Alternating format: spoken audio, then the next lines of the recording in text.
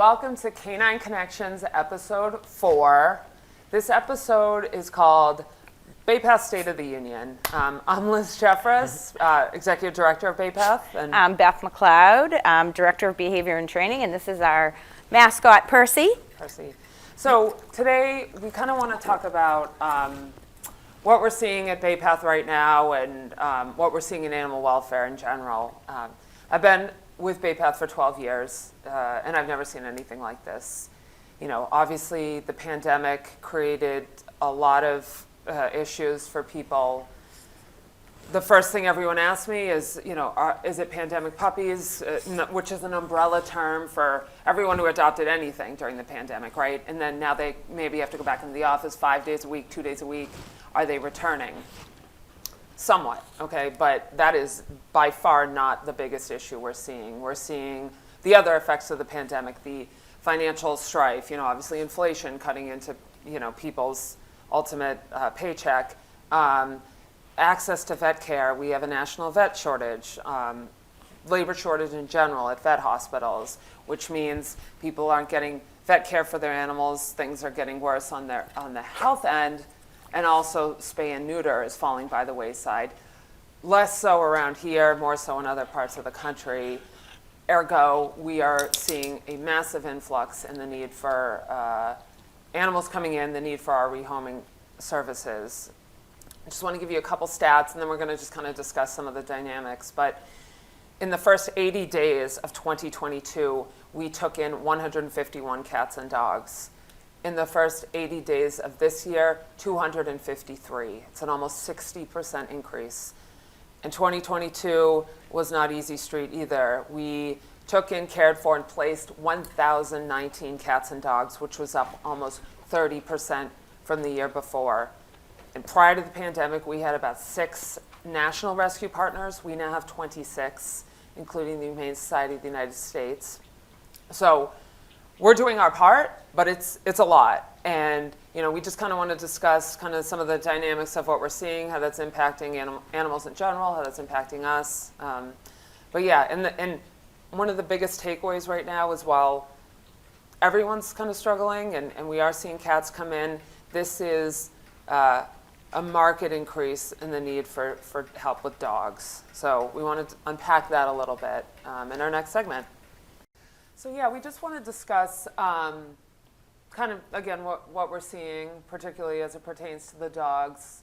And again, so oftentimes it's the medical. Sometimes it has nothing to do with the dog at all. Sometimes it's people with their own financial constraints and medical stuff like that. But a lot of times it's behavior. And in those cases, we largely rely on our Director of Training and Behavior, Beth McLeod, who I've been working with for 12 years, and I know she's seeing as much as I'm seeing, if not more. So, you know, Beth, what do you think? I mean, you've been doing this a long time, 25 years. Yeah, so one of the things that we see, I will say, I'll start out by saying that I have never seen this volume of people looking to surrender for various reasons. Now, a lot of the surrenders, not all of them, but a lot of them will come in, and they will be because of someone's lost their house or someone has passed away,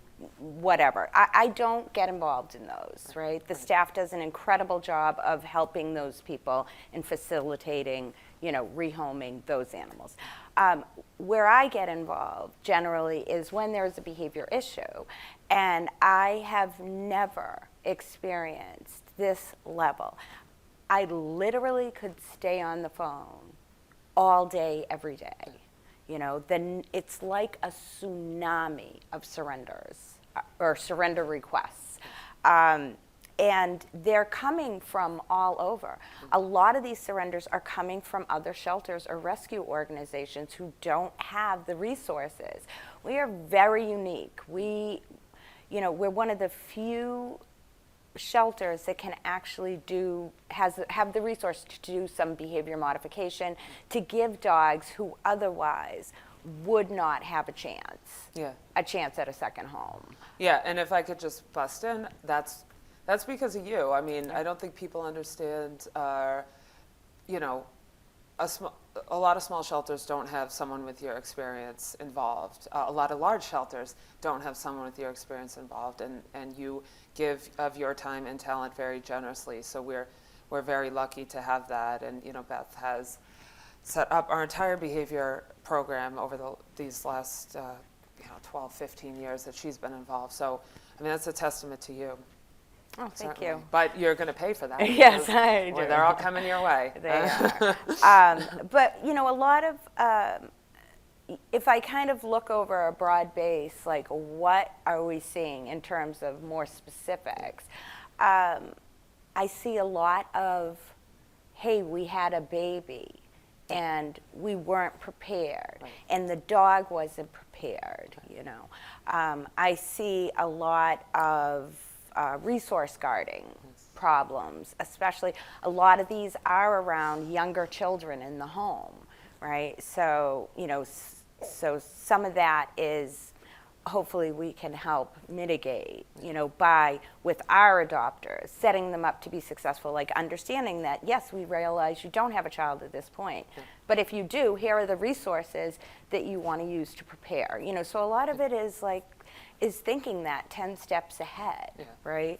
And helping set our adopters up for success. When we're talking about the surrenders, sometimes the damage is already done and we can't necessarily help that particular family because the dynamics already exist. But we can help transition that dog to a more appropriate family at that point. A lot of there is a level of anxiety among dogs that is, in my opinion, unprecedented. If I think back to like 10 years, there was like one dog in 50 that might present with overall generalized anxiety, right? I think about like our good friend, one of the vets we work with is on a trip and she's in South America and she was sending pictures of the dogs in Chile, right, just on the street, well fed, just laying on the street. Other dogs are walking by, and I said to you, I texted it to you and said,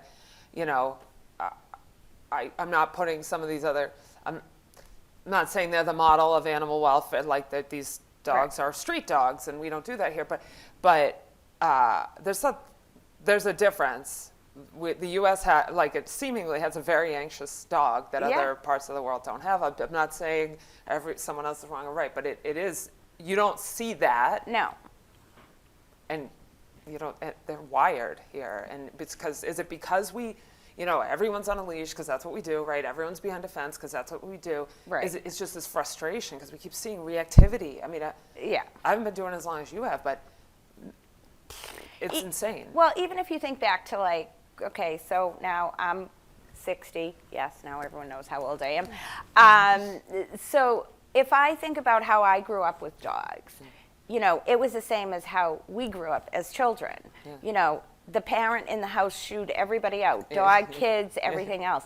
And we were outside and playing, and the dogs were with us, and it was just hours of what we would now look at as enrichment, right? But for us, it was just life. And then, just like with our children, lives shrunk. They got smaller and tighter and in a tinier, littler box. And so it becomes more and more difficult to meet the innate needs of dogs and humans, right? It's why kids go to 500 swim classes, karate, art, all these other things, because you cannot turn them out and let them run in the neighborhood, right? So I think a part of it is that our dogs are more constricted, have less choice, and we addressed this a little bit in our last segment about how we are beginning to see how important choice is to dogs, right? But to get back to what we're seeing in terms of surrenders, I will say a lot of our surrenders come to us as a last resort. And when I look through, one of the first questions that we ask is, what have you done for training? Who have you used for trainers? And a lot of those more difficult behavior cases have used trainers that use punishment, and And at this point, we are really clear that that contributes to the dis-ease and disease that is currently facing a lot of dogs, right? It's no different than if people were subjected to that, we would see an increase in poorer mental health among humans, right? So, and that's why we really stress so strongly that your training needs to be force-free, compassionate, and kind and empathetic, right? There is no place right now for punishment-based, correction-based training, given what we are seeing, you know? Yeah, given the science. And then, you know, I think about like how, we talk about how anxious these dogs are that we're seeing, and, you know, we always say that they're sentient beings, you know, they feel what we feel, and I have no doubt it's a correlation between people being so anxious and stressed. Right. I mean, they talk about that with, they did, you know, I was talking to a vet once about cats, like they said, you know, the blockages cats get, they don't get them in other parts of the world. And they tried to see if it was like food or what, you know, and I don't have all the data, but like basically, you know, our cats are inside with us now, and we're all freaked out, and our cats are stressed, and I mean, it's stress blockage. Not rocket science that these guys are an extension of us. You know, they feel what's on the other end of the leash. And again, back to what you're saying, the last thing you should do is compound it with more stress or punishment. And you know. Again, I've been doing this for 12 years. It's getting really hard to you know, like, come on. Come on. Yeah, I mean, until we get to the point where all the related industries, you know, if you have vets who are referring to trainers who are using punishment, I don't expect the vets to know behavior. No. That's not, unless they're a veterinary behaviorist. Right. But, you know, somehow we've got to help educate the vets as well as to what the impact of these decisions are, and the fact that it just flows back to us. I mean, and again, I cannot reiterate enough, it is a tsunami of surrenders. I mean, I can't, hourly, I open up my email and they're there. So the best thing that you can do, not you, Liz, but you, one, is to really do your research around the type of training that you're using. You know, make sure that, you know, you're not using someone who's balanced, because balanced means correction. Make sure that the trainers that you're using understand behavior and understand how dogs learn, right? It's the... Reach out to us, because we'll talk about it all day long. We can help you find someone. Yes, I mean, BayPath is an incredible resource, and we will talk to anybody who needs help. Not just our adopters, right?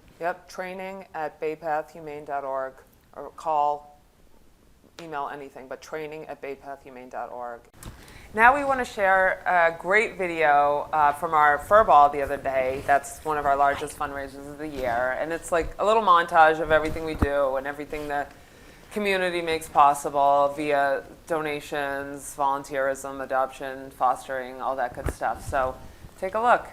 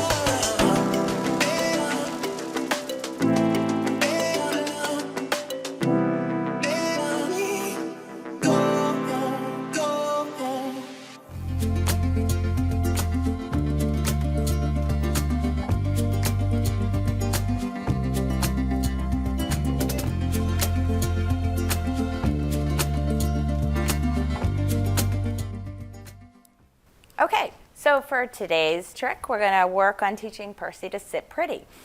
One of the reasons I picked this trick, it's a pretty easy one to teach. It's cute, people like it. However, it's really a good one to talk about. Not all tricks are appropriate for all dogs, right? Physicality comes into this.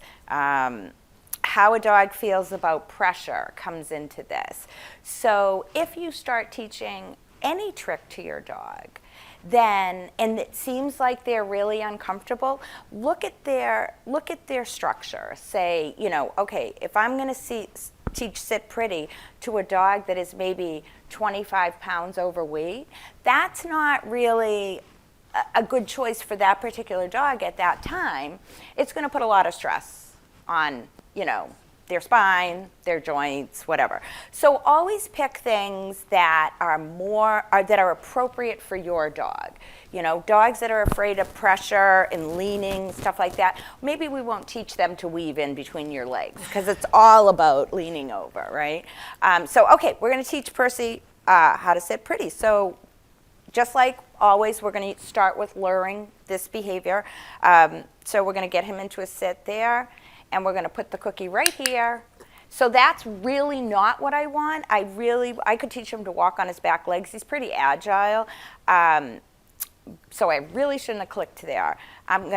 He's very excited. So I'm going to just slow everything down a little. That's what I'm looking for right there. That little butt on the ground. Pick up the treats I dropped. See, trainer error. So I'm going to do this a number of times. Good boy. And this time, I'm going to take the cookie out of my hand. And I'm going to feed from this hand. Good. We're going to get some more cookies. Just have them ready over here. Okay. Good boy. Oh, that was a big one. Had to chew that. Mm-hmm. Good. So what happens is this can actually become my cue. So I didn't click there because he came right up out of that. And that's what I want. So this can actually become my physical cue for this. And you notice I'm not putting a verbal cue on it, right? Good. So one of the things we talk about is distance, distraction, duration, what the dog sees, the picture, right? So what you have to consider is where you are too, which is, here I am down on the floor. Well, that's great if I always want to deliver the cue from this position. But I don't. I want to be able to be standing. So after I've done this a number of times, and Percy is giving me the behavior I want, I'm going to change the picture for him, which means, and I know this will screw up Ashley's camera angle, but, don't sit in the water bowl. Come over here. Okay, so which means now I'm going to do it from here. Good. And little by little, good. I'm going to come further up. Now see how I'm getting the jumping up now? So all I look at is like, nope, that's too much too quickly. I'm going to come down to here. Good. And then I'm back to getting the behavior that I want, right? The other thing I want to build here is I want to build some duration. So what I would do is I would present the cue, and then I would start to count, right? So let's try again. 1,000. I'm going to click, right? And then as I begin to build that up,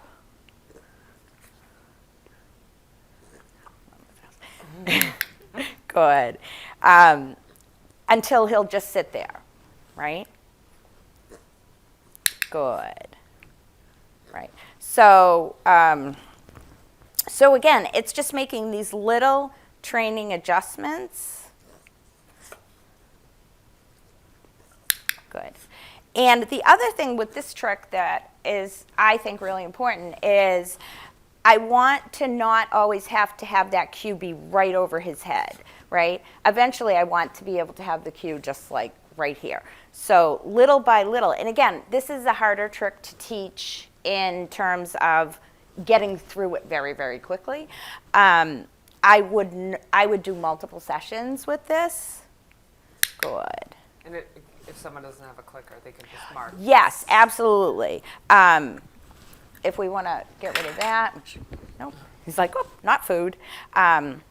Yes. And I want to be clear about when I present a cue, right? I'm not, like there, you would have seen me take my hand back because he was looking at my hand and coming this way and he was out of position. So all I'm going to do is just bring my hand back and then represent it. Yes?